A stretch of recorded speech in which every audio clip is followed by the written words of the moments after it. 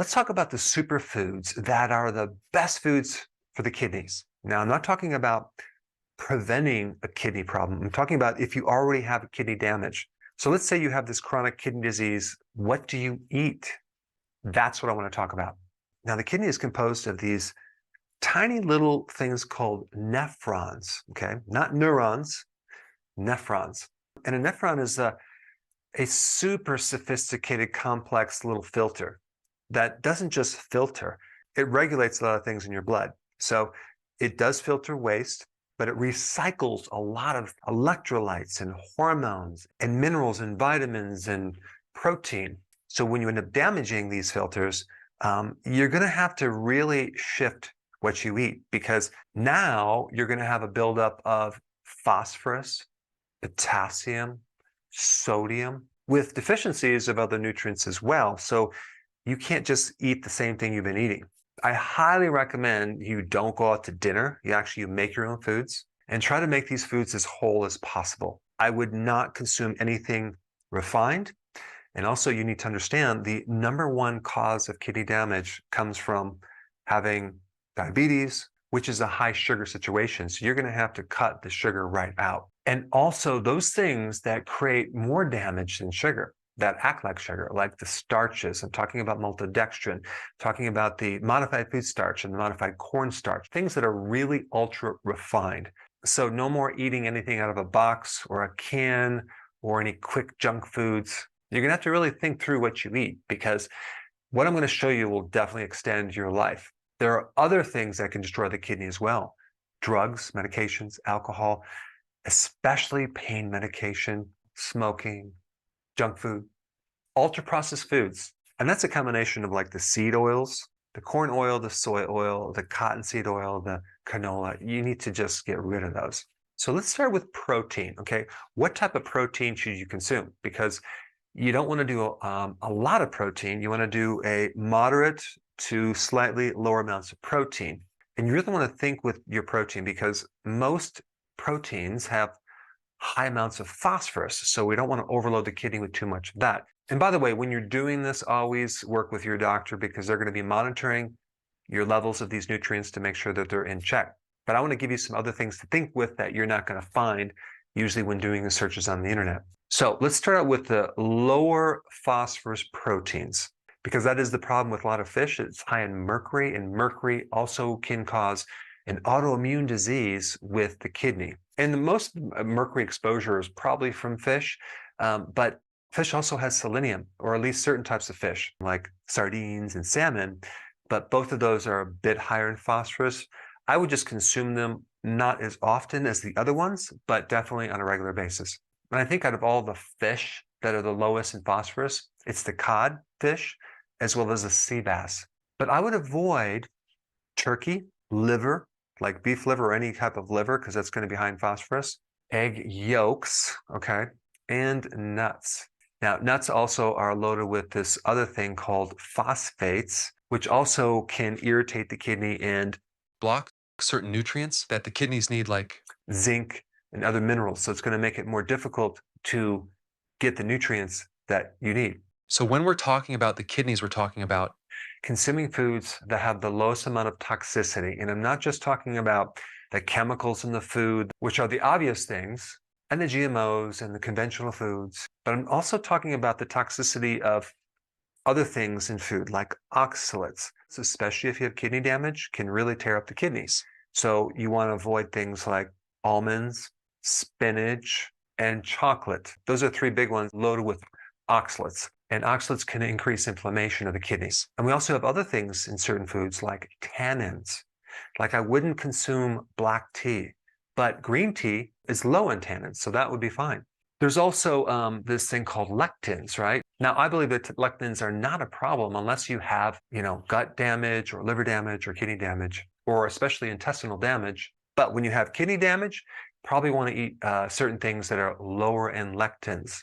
Now, this relates to vegetables, okay? Now, the other problem with vegetables is that we have the oxalates, and then we also have their level of potassium, maybe magnesium. We don't want it to be super high.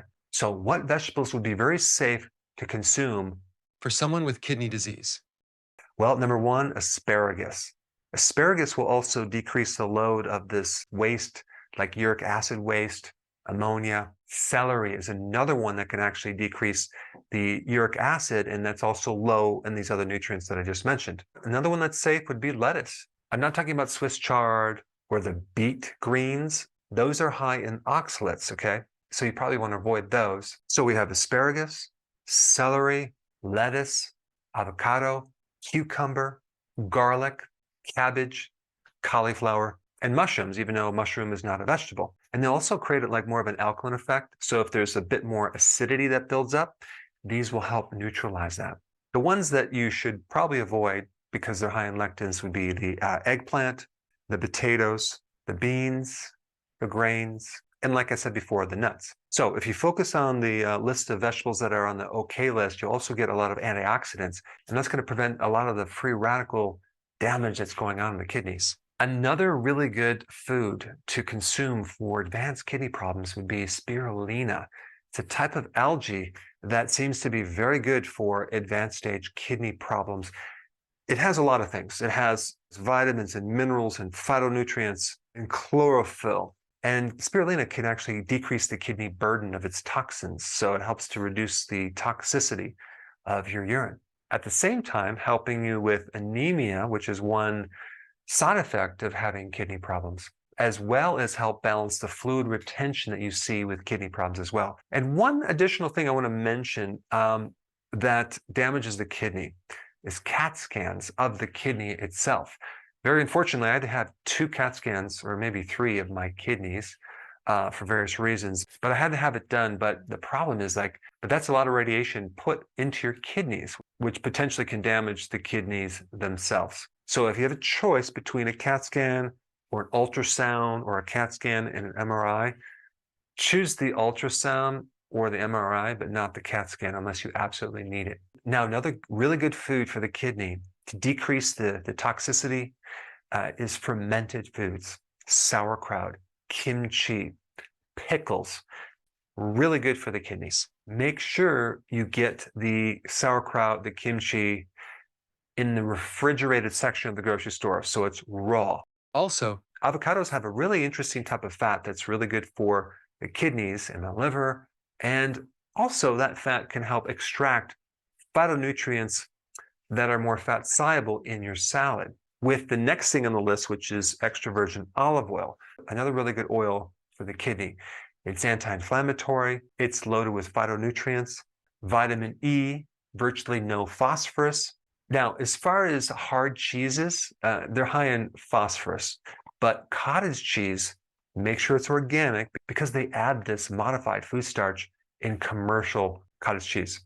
So get the one that's organic, and also goat's cheese is another one that you can consume as well. That way you can get your calcium, but it comes from a food.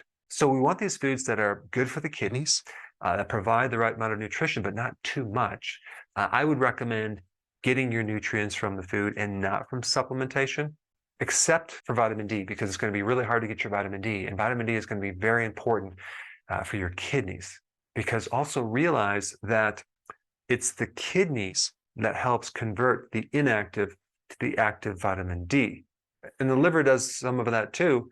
But the kidneys are very, very important. So if those kidneys are damaged, you're going to have low vitamin D. Now, another mineral that you have to watch out for is too much sodium. And the problem with even sea salt, it has all the minerals, but it's a bit high in sodium. It's like 98% sodium. So there is another type of salt that's really good for people with kidney problems. It's called Baja Gold, which is a type of salt that is like 70% sodium chloride and the rest other minerals. So that would be a much better salt for people with kidney problems. Keep it simple. Follow this food list. I know it's boring, but I think it's going to extend your life. Try to make sure those ingredients are the highest quality, like organic, grass-fed, nothing out of a box or a can. These are the foods not to prevent a kidney problem. They're foods that if you have a kidney problem, you should focus more on. If you want to know what foods that can actually be more preventative, I would go to drberg.com and download my basic healthy keto plan and intermittent fasting. And you'll find the link down below in the description.